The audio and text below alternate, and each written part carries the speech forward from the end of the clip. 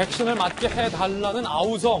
문제는 백신이 우리나라에 부족하다, 없다라는 겁니다. 그런데 이스라엘은 이미 충분히 백신을 접종하고 온 국민이 마스크를 벗는 날이 됐습니다. 미국도 국민들에게 백신을 3번까지 접종해 주겠다라고 합니다. 우리나라의 백신 접종률은 아직 3%도 안 됩니다. 영상으로 만나보시죠.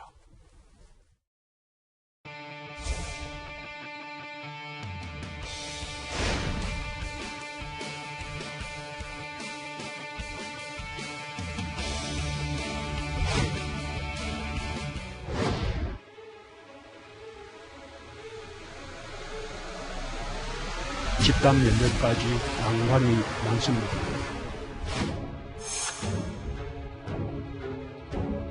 믿어주셔야 됩니다. 희망 고문을 하지 마십시오. 이런 잘못된 뉴스를 강조하게 되면요, 국민이 불안해지기만 합니다. 올해 11월 달에 집단 면역이 이루어지도록.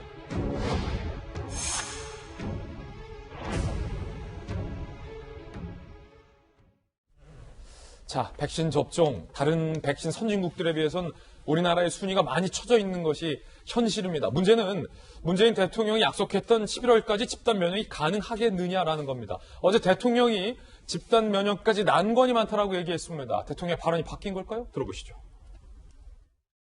상반기 1200만 명 접종, 11월 집단 면역의 목표를 달성하는 것은 물론 더 나아가 그 목표를 더 빠르게 달성하기 위해 총력을 다할 것입니다. 방역 상황은 여전히 안심하기 어렵고 집단 면역까지 난관이 많습니다. 더 많은 노력이 필요합니다. 자, 이재명 기자, 청와대 출입했었잖아요. 대통령의 발언의 온도 차이에 대해서 오늘 몇몇 신문이 분석하고 있는데, 이걸 11월 집단 면역을 하겠다는 대통령의 약속을 대통령 스스로 깼다라고 보기에는 발언이 조금 애매한 부분도 있는데, 자, 발언 변화가 있는 겁니까? 어떻게 보십니까?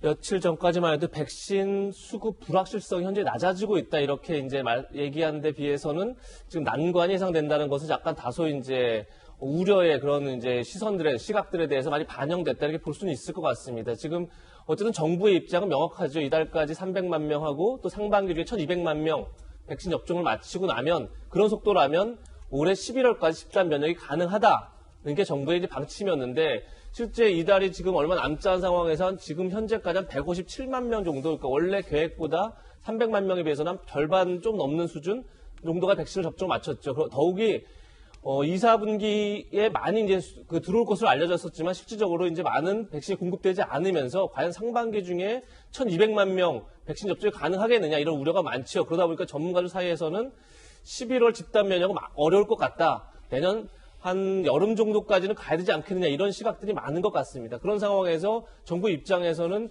무조건 11월까지 집단 면역 달성한다라고 보기에는 그렇게만 계속 강조하기에는 약간 부담감이 큰 상황이죠. 어쨌든 간에 올해 말이 되면 당연히 상황을 알 수 있기 때문에 그런 점에서 대통령도 어쨌든 난관이 크다라는 점을 인정하면서 다소 출구 전략 내지는 이제 수급 계획에 다소 이렇게 변화가 불가피한 상황에서 대통령이 조금 더 메시지에 온도를 조절하는 게 아닌가 이렇게 볼 수 있을 것 같습니다. 그렇군요. 특히나 아스트라제네카의 혈전 부작용 논란이 거세지면서 유럽의 일부 국가는 아스트라제네카의 접종을 중단한 바도 있습니다.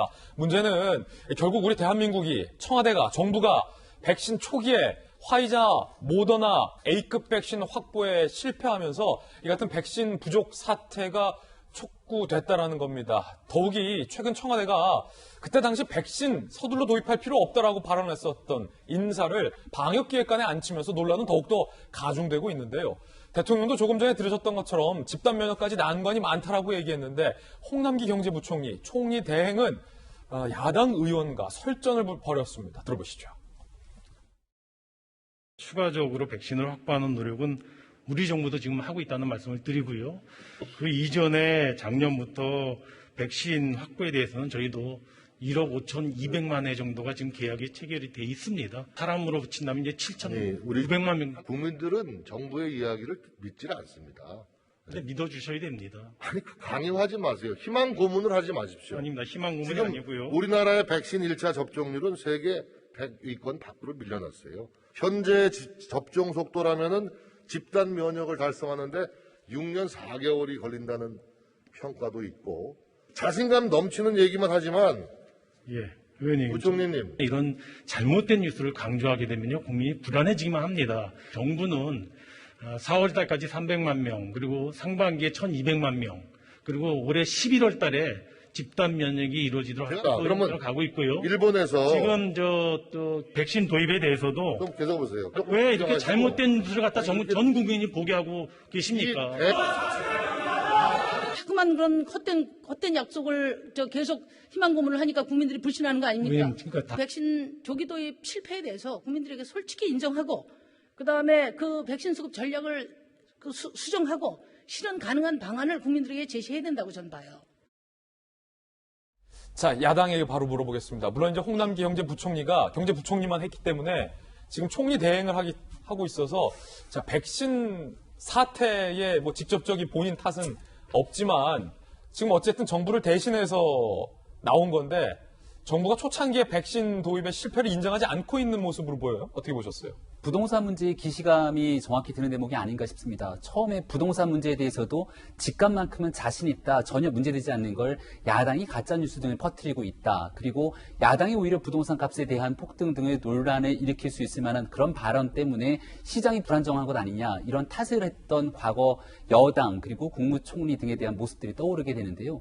지금 백신 수급 문제는 지난해 문재인 정부가 언급했던 내용들을 많은 국민들이 그대로 전부 다 기억을 하고 계실 겁니다. 그리고 우리가 눈을 들고 신문을 보거나 언론을 보게 되면 저 멀리 해외에 있는 이스라엘을 비롯해서 세계 유수의 국가들이 이제는 마스크를 집어던지고 백신에 대한 집단 면역이 형성되어 있는 모습들을 충분하게 넉넉히 지켜볼 수 있게 되죠. 만약 지난해에 문재인 정부가 이런 안이한 생각과 태도를 가지고 임하지 않고 백신에 관한 수급이 정말 굉장히 중요하고 신속하게 이루어져야 된다는 점을 파악하고 난 다음에 만약 움직였더라면 지금 상황은 어땠을까? 이런 생각을 갖는 국민분들은 매우 당연할 겁니다. 그리고 현재 이 순간에도 여전히 이 백신에 관련된 공급 문제가 계속 대한민국 사회에서는 문제로 치닫고 있는 상황이기 때문에 여기에 대한 국민적 걱정과 불안은 가속화될 수밖에 없는 것이죠. 예. 이럴 때면 홍남기 경제부총리가 나서서 그동안 정부에 있었던 잘못을 겸허하게 인정하고 국민 앞에 송구하다고 사과하고 그리고 난 다음에 야당과 함께 이 백신 공급 문제를 풀어가기 위한 대국민적, 초당적 협력을 강조해야 되는 것이 사실은 정답 아닐까요? 근데 지금 있었던 대정부 질문에서 홍남기 경제부총리가 정세균 총리가 대통령 선거 출마한다고 긴급하게 나가버리니까 공석연된 상황에서 직무대행을 맡긴 했습니다만 여전히 야당에 대한 태도나 그리고 야당 의원은 국민을 대신해서 질문하고 있는 것이거든요. 과연 이 백신 공급에 관련된 엄청나고 시급한 국가적 난제를 해결하려고 하는 의지가 조금이라도 있는 건지 굉장히 의구심이 들 수밖에 없는 대목이 어제 대정부 질문 자리에서 펼쳐졌다고 생각합니다. 네.